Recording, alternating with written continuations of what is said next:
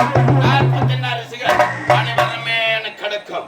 அப்படி இருக்க இந்த முச்சந்தை கிராமத்தில் 1000 மேலுக்கு சொந்தக்காரர் சந்திரசேகர் ஜமீன்